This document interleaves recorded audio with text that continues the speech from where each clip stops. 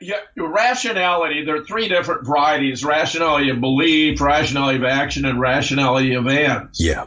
I mean, I've published on this. In fact, Yes, I drew those distinctions, but they're very clear once you contemplate. That's what philosophers do much of the time. We recognize and explain and theorize about distinctions that once you recognize them are as plain as day.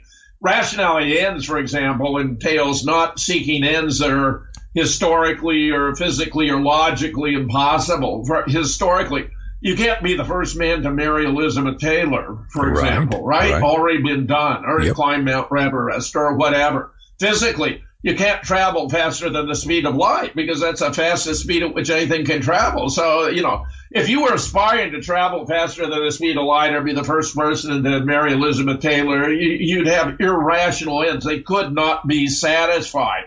And it's also the case that what figures here is whether or not you have the technological capability. Just offer an illustration of a popular myth. We didn't go to the moon because we couldn't go to the moon. We didn't have the propulsion capability to escape low Earth orbit. We didn't have the computer power to navigate.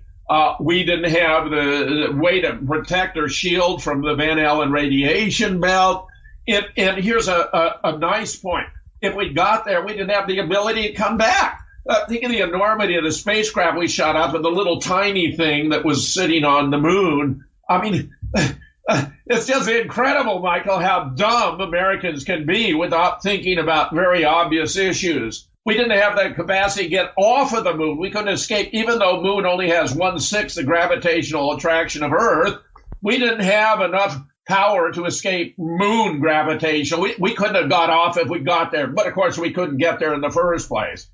So that something I do in my research is draw these distinctions between logical impossibilities, physical impossibilities, which entail violating the laws of physics, chemistry, biology, and so forth, and technical impossibilities or technological.